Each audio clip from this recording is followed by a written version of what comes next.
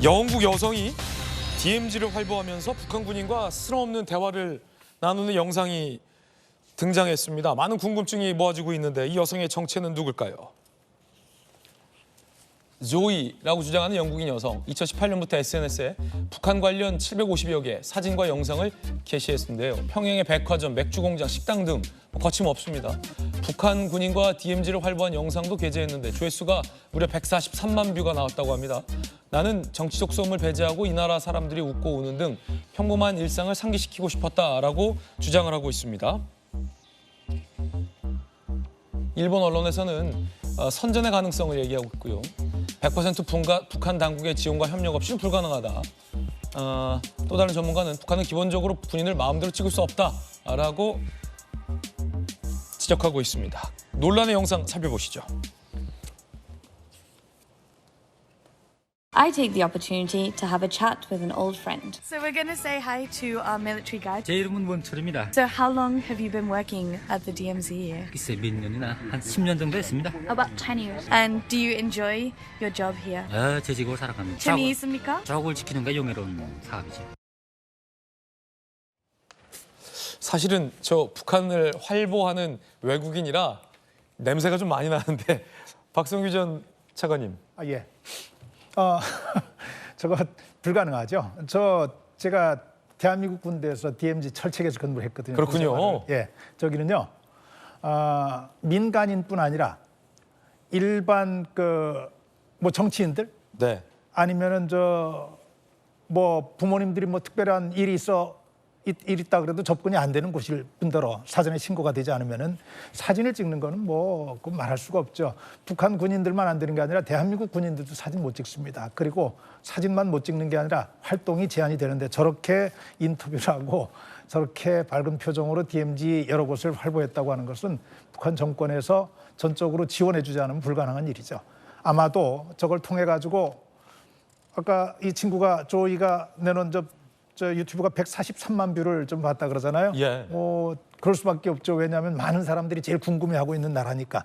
다른 얘기로 하면은 많은 것들이 가려져 있고 북한을 가령 여행단을 통해서 평양을 방문하고 개성을 방문한 사람들조차도 이구동성을 하는 얘기가 안내원이 따라붙지 않으면 어디든지 갈 수 없었다. 활보할 수 그리고 없다. 인터뷰를 마음대로 할 수 없었다라고 얘기를 하고 있는데 저렇게 됐다고 하는 것은 저 친구는 분명히 지원을 받아서 얘기를 했고 그런 호기심이 자극돼서 많은 분들이 본 것이죠.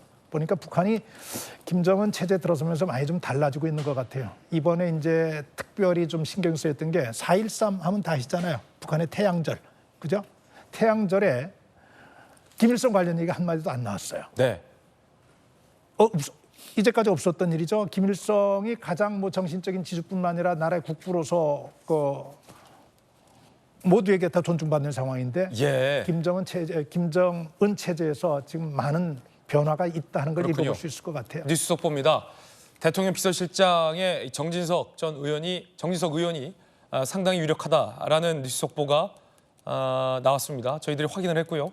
이러면 오늘 대통령실에서 발표할 가능성이 상당히 커 보입니다.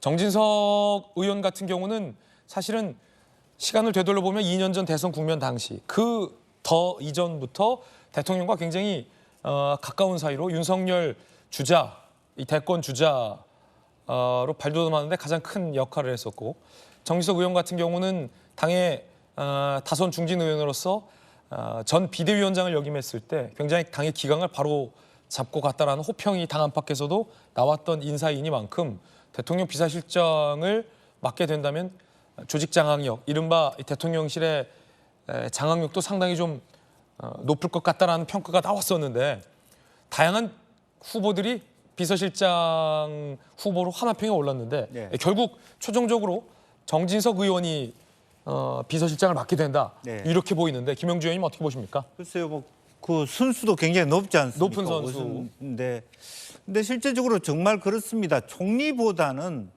누가 비서실장이 되느냐가 더욱 더 중요하거든요. 네. 전체적으로 봤을 때. 그런 의미에서 우리가 뭐 조영 의원이나 장제원 전 의원이나 얘기를 많이 했습니다만은 대체로 또 영남권 다선들이나 소위 친윤계를 좀 배제시키자 그런 얘기들이 있었고요.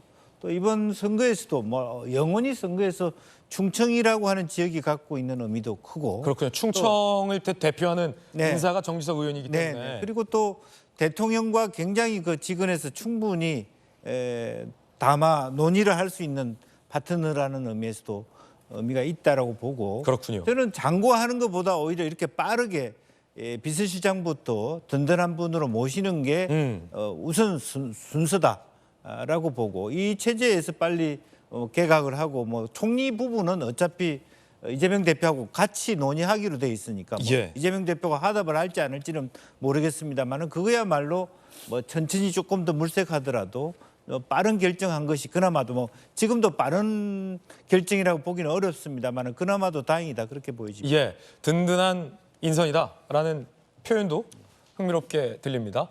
뜨거운 소식 함께하던 중이었습니다. 뉴스 속보 전해드렸고요.